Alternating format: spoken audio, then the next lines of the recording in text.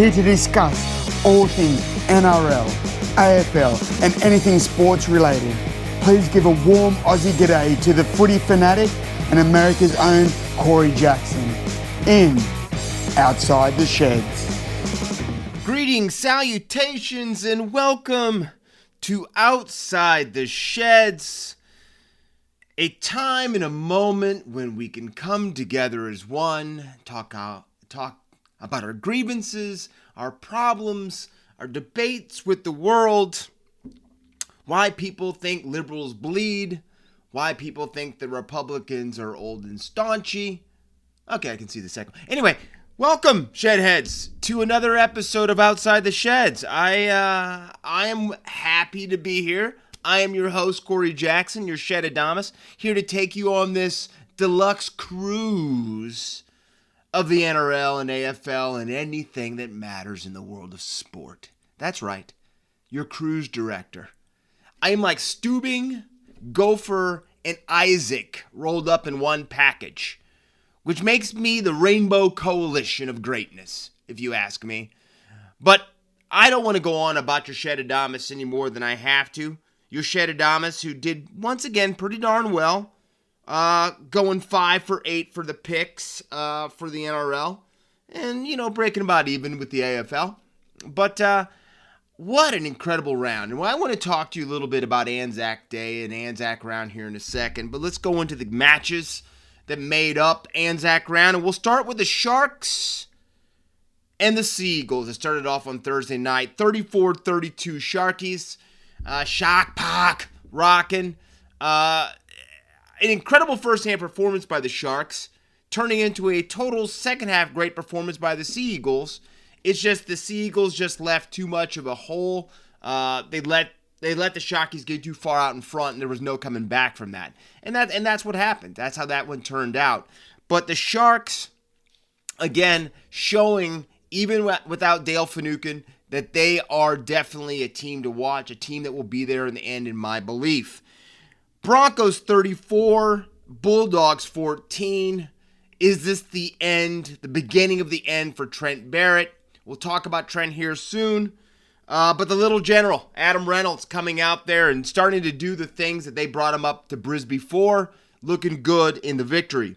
Cowboys 30, Titans 4. The Cows proving that they are a serious contender to make the top 8. The Titans, the dream Cinderella pick for everybody who knows anything about rugby league, really starting to circle the drain. And you start to wonder, and I can't believe I'm going to say this, is there now pressure on Justin Holbrook to turn this club, to turn this team, to get everybody on board? Because I don't want to say he's losing the team, but the team is not showing performances that anybody was expecting them to. That is really something we'll have to keep our eye up there on up at the Gold Coast, because I really think the Titans, they might be setting out an SOS beacon sooner than later, Shedheads. Tigers 23, Rabbitohs 22. We're going to start calling this the Madge Maguire hair growing session, because with all the stress and strain that Madge is coming back, that widow's peak has gone back. The hair started to disappear a little bit. Heck, Madge even grew a gigantic rusty beard there for a little bit, if you guys remember last season. None of it worked. But I think what we've seen is, and Madge has never been my favorite coach. I'll admit that. You guys have heard me, take him to task here.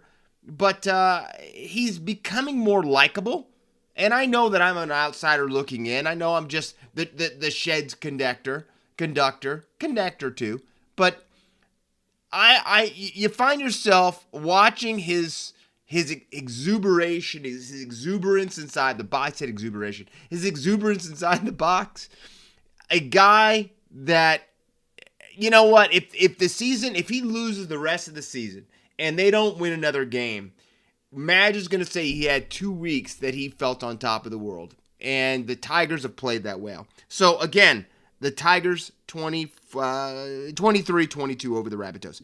Eels 39, Knights 2. What a way for the Kalen Ponga signing to galvanize the Knights, to shine the armor, to get them ready for a jihad, let's go out there and do. Yeah, no, that's not what happened at all. The Parramatta Eels came out there, took them behind the woodshed, throttled them a bunch, then made sure they were breathing and throttled them a little bit more. I don't know what's going on in Newcastle. I know that Andrew Johns was brought there to help that offense fire and to make them their attack look, so much better, and we're not seeing those results. And I don't know, Kalen Ponga looked okay, not this previous week, but the week before ANZAC Round, and he did not have any of that brilliance again this week. Panthers 36, Raiders 6. I thought that it was a Raiders home game for as great as that Viking clap was in the crowd. Boy, there's going to be some comeuppance for that in the future. It may not be this season, but the Canberra fans are not going to ever forget the Panthers doing the Viking clap in mockery of the Green Machine.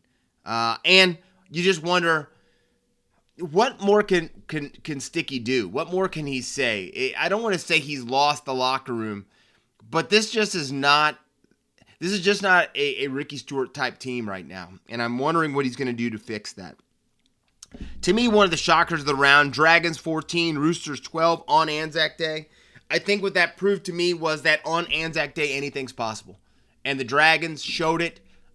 Jack Bird may have broken his arm, but even though he's listed to play this coming week, but just all heart. And I got to tell you something, the Roosters had plenty of times to win that match. They just couldn't come over the top. And then finally, maybe one of the most, I'm going to say it, embarrassing performances on Anzac Day. Storm 70, Warriors 10. A game that was somewhat close at halftime turned into a freight train running over a Kia in the second half. Embarrassing. And I hate to say that because all these guys are out there putting their bodies on the line. All these guys are out there trying to do what's best for everybody. But I will tell you, you cannot allow 70 points to be scored against you or on you or whatever you want to say on Anzac Day. You just can't. And I think that is not like any 70-10 loss that you're going to experience doing that on Anzac Day. That is something that is going to last. That could be the final nail in the coffin, unfortunately, for Nathan Brown. And I have no problem with Brownie. I don't know if he's the guy that I would have coaching the Warriors, but that could be the moment where they point back to saying that was the beginning of the end for Nathan Brown. So I want to start off by talking about, as we go into the 40-20 and in more depth, about Anzac Day. And Anzac Day and Anzac Round to me is the most special round weekend in professional sports to me. I don't get over after 12 years of watching the game how this round still strikes home. And I'm not even a Kiwi or an Aussie, right? But the immense sense of pride that I feel for each one of those ceremonies before the games and the rouse, it strikes home with me. I will tell you, Shedheads, I usually shed a tear when the rouse is being played, and we try to do it that way over here in America or the divided states by having our military appreciation, right? And I almost get the sense and that feeling that the reason they do that round is for a bunch of guys to buy Dallas Cowboy gear with camouflage on it, right? It doesn't have the meaning of what Anzac Round is, or an Anzac Day is. And we do have Memorial Day and Veterans Day and all that type of stuff. But it doesn't get pulled off the way that they do it. And there's not, you don't see a bunch of veterans out on the field with medals and there's just, it's special. It is special. And I don't know if the people in Australia and New Zealand understand how special it is and how we notice it around the world. I'll tell you, one of my favorite and most prized collections that I have are my Anzac jerseys from different clubs. Not just NRL, but AFL. I've got Anzac jerseys from clubs in the AFL as well. It's just, to me, something that I hold dear, and it's not even my country. It's just special, and the way that both the AFL and especially the NRL do it, and I know the Dons and the Pies have an incredible match on Anzac Day as well. That once again was another barn burner, which we'll talk about when we go on the mark. But awesome round, and I just wanted to talk about it a little bit more, give it a little bit more shine, and say how much I notice the importance and what it really, really does. Now, I talked about the Tigers a little bit earlier, but this is 2 weeks in a row for the Tigers. 2 weeks in a row, we've seen them show heart, belief, and capture 2 scalps of 2 teams that I think a lot of people think are going to be there in the end. Now, this week's going to be big because if they can win 3 weeks in a row, the Tigers would be now at, 3-5, I think? And that will tell me something, that they can still make the top 8. And I'm not going out and raising that flag yet and saying that, everything is gone. But I will say, if you want to know the importance of a good quarterback when you're talking about football or American football, gridiron, whatever you want to say, and having a good halfback for a rugby league side, I think we're watching it right now. We talked about Jackson Hastings last week, but Jackson Hastings put Luke Brooks in position to kick that field goal to win the game, to beat the Rabbitohs. That was Jackson Hastings. He tried it earlier, missed 2, and just sensed that this isn't my day. This is not my day. He gets Brooksy in position, has the ball fired back to him when he knows it's the right time, and Brooks slights it. And you have to be excited for Luke Brooks as well. I'm saying Luke Brooks, in just a matter of 2 weeks, looks like a totally different player. He looks like a guy that everyone had been talking about. I'm not going to say the next Andrew Johns like some people were saying, but he looks like a guy that's enjoying his footy. He looks like a guy that's ready to take on the line. He looks like he's ready to use his legs when possible and to run, which everyone was saying before, Brooksy needs to run, Brooksy needs to run. He's running now. And I think what we forget is just because a kid is supposed to be a prodigy, that doesn't mean that he's supposed to be a leader. He may just be the most accurate marksman in your unit, but it doesn't mean that he's the lieutenant of your unit. He's just got the best gun of your unit. He's just got the best accuracy on your unit. And I think that's what Brooksy is. Everyone will tell you Luke Brooks is a quiet young man. And I've always said that there are leaders that can lead by not saying anything, but they're always the guy that just wins it or takes over or leads by everything on the field. That's also not Luke Brooks. He's kind of that little genius that's out there that can put some incredible stuff together, but he's not going to be that guy that lifts his team. His play can be great, but even then, you don't see, Brooks has been incredible. Brooks has taken over the game. No. But he is a great 5/8, I think. I think he can be really, really special in this position, especially if Jackson Hastings stays his halfback. But he has. It's night and day watching this Tigers team now that Hastings is the halfback. They're playing with direction. They're playing with purpose. They don't even seem like the team that was probably a round away from getting Madge fired. And I don't know if Madge has a clause to sign away half his contract or half his salary to Jackson Hastings, but he should, because he has changed the fortune to the West Tigers. It's probably the most excited Tigers fans have been for years. And it's only been 2 rounds, right? 2 rounds. So I think that there is something really special about ready to happen with the Tigers, and it's because they finally have a leader.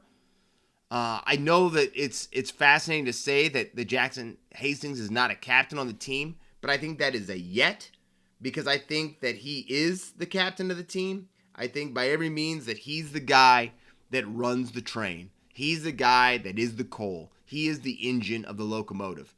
And as long as you have that, and as long as you know it, and as long as Jackson Hastings stays healthy, I think the Tigers could possibly make the 8. I know that's crazy to say. I'm saying we were, like I said, a week away from probably having a new coach coming to the Tigers. But they're special now. They've got something going. And even though now that Dane Laurie's going to be out 4 to 6 weeks in the fullback position, I do think the Tigers really have a good chance of beating St. George this weekend. And then I think it's up in the air. I think it all depends then the next week when it gets really nasty and they take on Manly. what really happens for both clubs personally. Now, I want to go back a little bit. I want to kind of go back to the era and the time when I was first getting into the game. And I want to talk about the 2011 season. The 2011 season, two guys hit the ground running.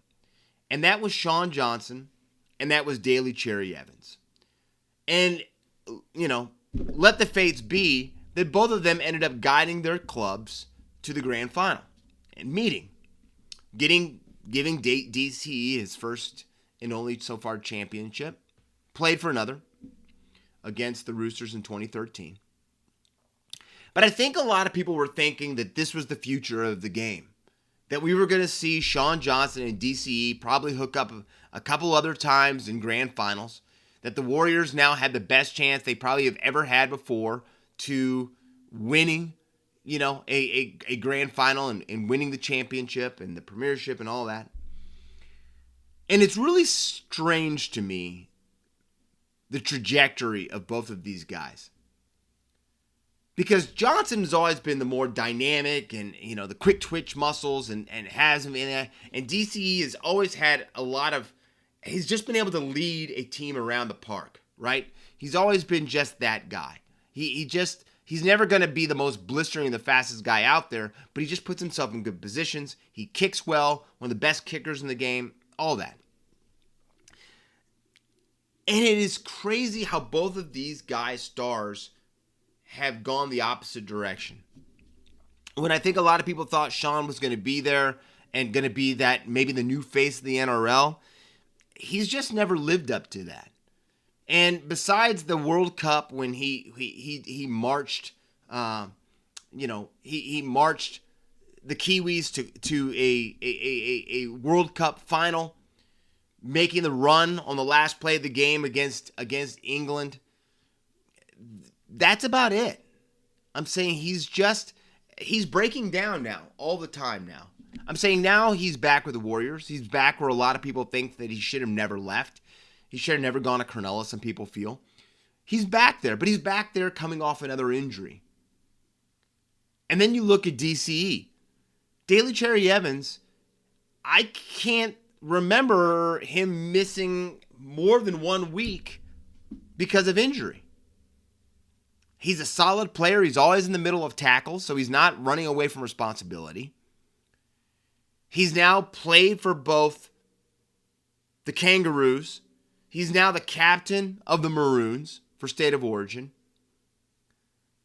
He really single-handedly has shown this season, with Turbo going down, that DCE was not going to let Manly fall off like they have before in the past when Turbo's gone down. He's refused to let that happen.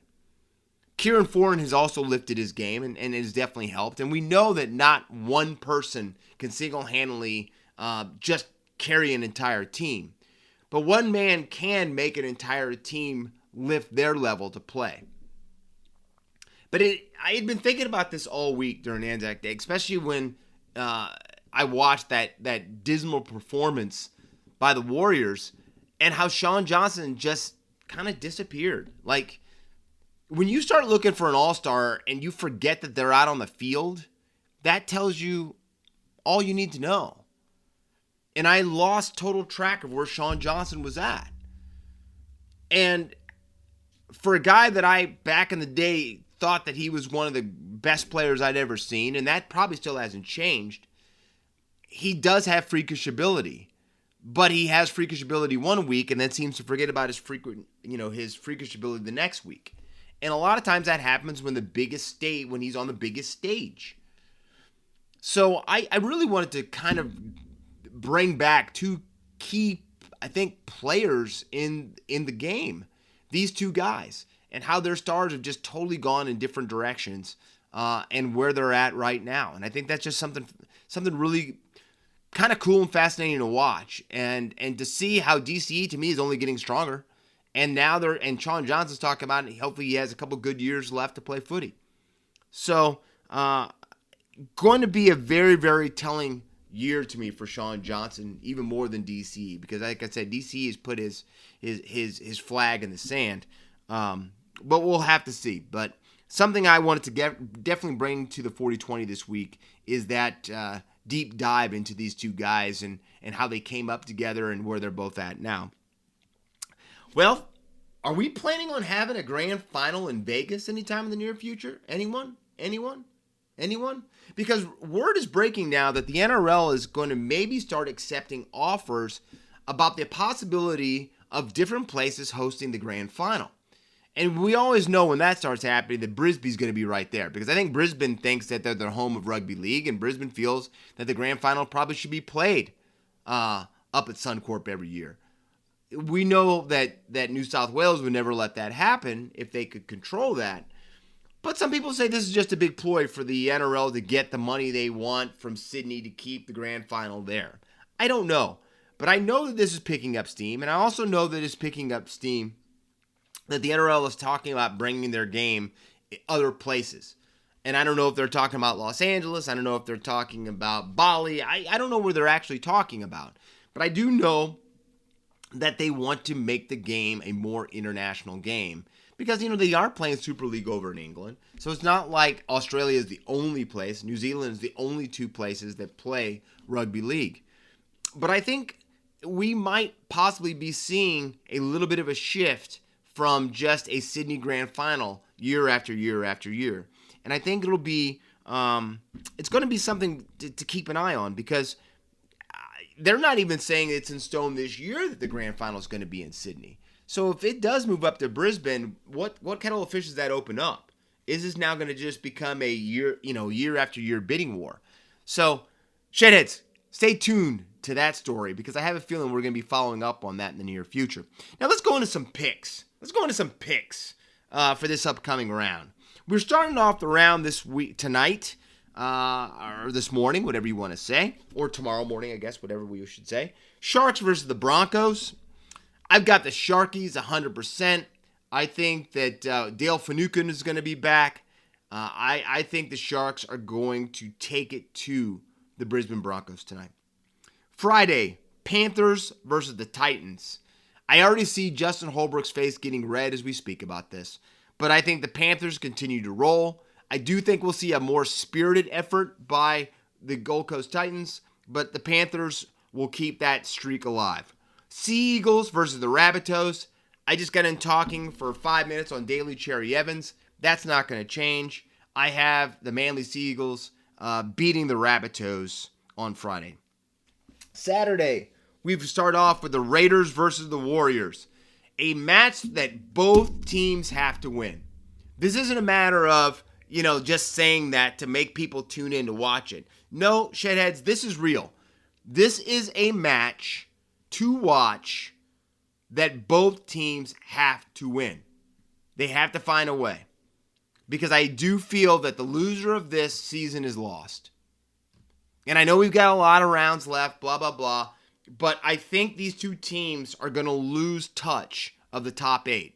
Whoever loses this is going to really lose touch with the top 8. So this is going to be one to watch. And I've got the Warriors coming out on top of the green machine. Roosters versus the Bulldogs. The Chooks have a lot to prove after that performance they had on Anzac Day. And the Bulldogs, well, they're in total strife after Gus Gould allegedly took over training after giving Kyle Flanagan 60 lashes. It's going to be a really telling match again for the Bulldogs of what that actually does to fire them up. But I got the Chookies winning that. Cowboys versus the Eagles. This, to me, possibly is the match of the round. And I think that this is going to be our barometer check to see where the Cowboys actually are. Are they truthfully a top 8 seed? And I think they are. I've got the Cowboys beating the Eels. Then we have the Storm versus the Knights. Do I really need to talk about this long? Storm all day. And then Sunday, another possible match. I think the Cowboys and the Eels and the Tigers versus the Dragons. One of those two will be the matches of the round. And I have Jackson Hastings and the Tigers coming up on top of a St. George team that we don't even know who their 5/8 is going to be. Even though Jack Bird has been named in the side, he's still going out for scans to possibly see if his arm is really able to be played or not broken. And that comes to a close, our rugby league, our NRL talk for the week. So let's go to On the Mark. Let's do a quick dummy and go to On the Mark. Like I said, we went 5 for 9 over here, so we didn't do too bad. We had a couple games that kind of got away from us, but starting it off, Saints 77, Giants 60. Toby Green's comeback did not make that much of a difference, and the Saints are 5 on a trot right now, rolling down the track. Crows 63, Bulldogs 62. Ballarat got themselves a game. Tex Walker sealing the deal with a late kick with 2 minutes to go to take the Crows and keep them in the winner's column. Power 117, Eagles 33. Power, do I need to say anything more but one word? Finally. Dockers 97, Blues 62. This is the game that makes the Dockers a true flag contender for me. I think this was the one that really puts them on the map of being a real heavyweight for the rest of the competition. Cats 121, Roos 61. The Dismal Roos just get pounded. That's all you can say there. Lions 132, Suns 80. The King of the Pride resides in Brisbane. The Lions seem to be, be putting all the right ingredients together that could see them make another late push. Demons 76, Tigers 54. Demons again taking it to a Tigers team that really needs help and needs it quickly. Swans 109, Hawks 68. The Swannies seem to be getting stronger with every hit out, with every performance. I don't see that slowing down. And I think that they are a true flag contender. Magpies 93, Anzac Day tussle. Magpies 93, Bombers 82. Pies win and Peroxide's in. I'll let you guys figure out what that means. Well, I'll give you, that's long enough for you to figure it out because a new star has risen. And he comes out of the ashes of the downed bomber that is Essendon and stands above that wreckage. Jack Ginnivan. This guy coming out on the scene, kicking 5 goals, and winning the Anzac medal. A performance that I think it's because he just felt really a lot more free now that he cut off a lot of that lettuce. He might have killed all of his lettuce now by Peroxide blonding his hair like that. But anytime you can win by 11 in a match that's that key, that important to both clubs on such a beautiful day as Anzac Day, that tells me everything. And once again, Collingwood seems to have found themselves a new gun, a young guy that can maybe make the negotiations with Jordan Ngoe go in their favor a little bit. Because they now have a guy that possibly can, be somebody they ride out the next 5 to 7 years with for being a special player. But one thing we can say is, no matter if he's never special again, Anzac Day was his day, and congratulations to Jack on putting together a masterful performance. Now the Power. The Port Adelaide Power.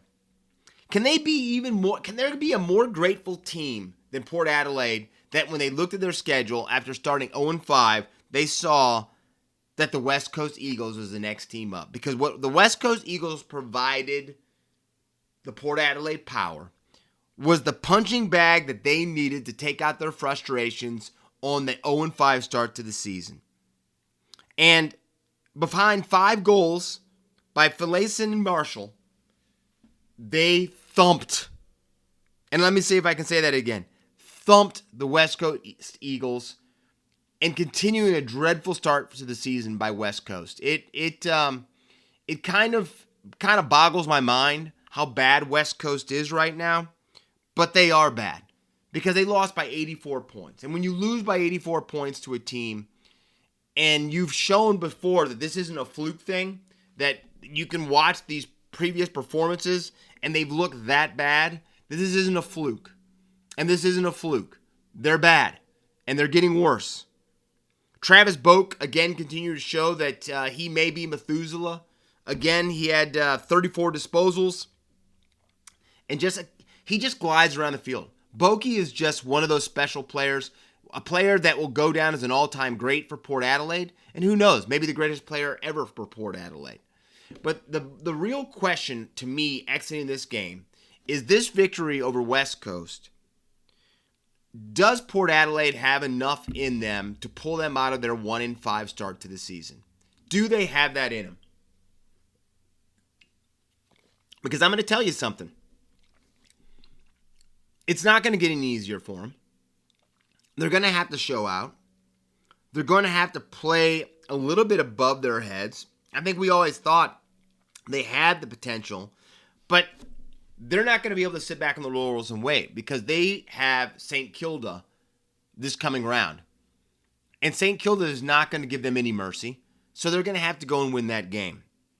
So it'll be interesting to see if one victory can really, how should I say, plug in the power. You like that? That's for you, shitheads. Well, we try to stay positive, but life is a roller coaster, and here comes the downward swing of this roller coaster because it looks like it's just a matter of time now for GWS skipper, coach, whatever you want to say, Leon Cameron. I think the writing's on the wall, shitheads. I think that he is a dead man walking. I think he's already halfway out on that plank, and I don't think it's looking good for him as he stands out there. That plank is, it looks unsteady. And the reason I say that is Toby Green comes back. Again, we know that not one player can just galvanize and make your entire team unstoppable. But even with Toby Green being back, they still could not get over the top. And the problem that Leon Cameron's got is GWS has started the season 1-5, and he's on the final year of his contract. That's not good. And it's not good when you have coaches like Alistair Clarkson sitting off there not coaching a club right now. You don't think that any of these general managers and boardrooms aren't talking about Clarko sitting out there? And could he come in and make a difference for their club? All of them are. And if you don't believe that, you're crazy. So I don't know. Will they make a call halfway through the season and maybe bring up Hurt and bring the axe to him? But I do think that we are seeing the final days of Leon Cameron as the skipper for GWS. Now, I told you it's a roller coaster, shitheads. I want to go back up now. We're climbing. Because in the good news, feel-good moment of the week for me was when word hit that Dustin Martin is back at Punt Road and is back training with the Tigers. He's back from his extended leave. I don't know if anybody will know. Dusty's never been the most fond of the camera, but I do think it is important to know that Dustin Martin feels well enough to get back with his teammates and to get back into the sport that he loves. The question is, where does he find that fire? We had this talk on this show a few episodes ago when Dusty made that decision to step away, about how tough it can be to motivate yourself and oneself when they might have been playing the game to honor a parent. And I just hope Dusty's found it. I hope we still see some incredible football for the next few years from Dusty. But this is going to be up to Dustin Martin. But one thing we can say is we're just happy to see him back in the yellow and black, even though we have no timetable for his return. Now let's go to these matches for round 7. Let's see if we can. I'm predicting that your Shed Adamas is going to go 6 or 7 for 9 this week. So here we go. Tigers versus the Eagles, starting it off on Friday. I've got the Tigers over the flyless Eagles. Dockers versus the Cats. I've got the Cats. Giants versus the Crows. I'm going to take the Adelaide Crows over the GWS Giants. Saturday, Hawks versus the Demons. My upset pick of the round, I'm taking the Hawks stunning the D's at the MCG. Power versus the Saints. I'm going with St. Kilda over the Power. I just think that the St. Kilda's playing the better footy right now. Roos versus the Blues. I think the Blues bounce back. And what better team to bounce back against but the Roos? Suns versus the Magpies. Well, you got to go with the team with the new gun. And with Jack playing that way, I'm going Magpies. Sunday, Bombers versus the Dogs. I'm taking the Doggies over the Dons. And then Lions versus the Swans, the match of the round. I don't care if you've got it, you find a way, get that thing fired up on the TV, because this is two heavyweights going toe-to-toe. But I'm taking the Swannies to take down the Lions. Now, as we go into the guns for the week, my number one gun doesn't need anything but one name. He's like Pele. But Talakai is my guy. And he's my number one gun for the Cronulla Sharks, probably playing the best first half of footy I have ever seen. And I am not the only one who said that, because these stats are pretty much first half stats. 2 tries, 262 running meters, 2 line breaks, 2 line break assists, 3 try assists, 8 tackle breaks, 8 tackles made, and 20 kicking meters. And one, this I don't even know what to call him, this freak of an individual doing one of the best banana kicks that I've seen to assist in a try. The best half of football I've ever seen by a player. This guy is a freak. Cronulla, you're in trouble, because I don't know what you're going to do to keep him, but you better start looking now and be taking out some loans. Number 2, the number 2 gun, Jack Ginnivan. We're giving it to you after that Anzac Day performance.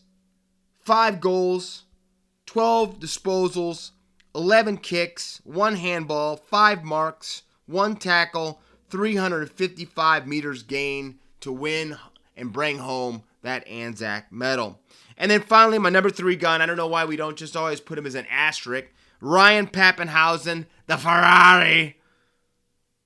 Pappy, 2 tries, 5 for 8 on conversions, 2 penalty goals, 158 running meters, 2 line breaks, 1 line break assist, 3 try assists, 3 tackle breaks, 2 tackles made, 31 kicking meters, and your winner of the Spirit of Anzac medal.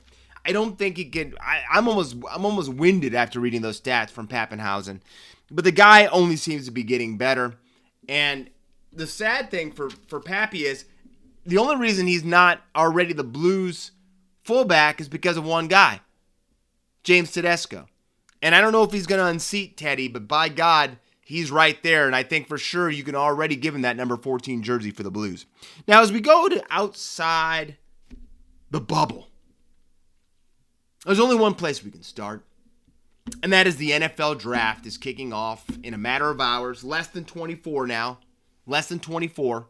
The NFL football draft, which has now become almost a holiday over here in the Divided States. And it looks like the number 1 pick is either going to be Aiden Hutchinson of Michigan or Travon Walker of Georgia. And either one of those guys is going to probably change the defense for that hapless team in Jacksonville. But whoever they get, we can say this for a fact, he's going to be a guy that's going to change the defense and give them a little bit of nasty.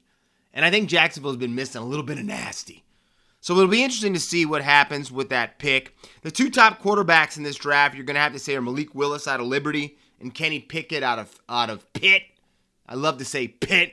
They tried to go as Pittsburgh for a while. You're Pitt. That's what you're going to be. That's what you've always been. You're Pitt. So it'll be interesting where those guys see. I know that Malik has really risen up. They were saying he was a late first round, maybe early second round pick, and now he's probably going to be the first quarterback off the board and in the top 10. So the funny thing about the NFL draft is you get to see men's lives change forever with these contracts and the money they're going to sign and the endorsement deals. And it is a real crazy thing to watch. It's a fun thing to watch. Everybody goes into it thinking they're going to get the greatest pick, and every guy that gets drafted in New York gets booed. So it is its own theatrical event. So if you get a chance, watch some of the draft. They've now turned it in, 32 picks into 3 hours and change. But it'll be an event. Be interesting to see where these guys go, and that's the fun thing for me. Well, I don't know if you guys want to say it with me, but I'm going to do it. And if you don't want to join me, I don't care, because I'm driving this bus. Not Charles Barkley. I'm driving this bus.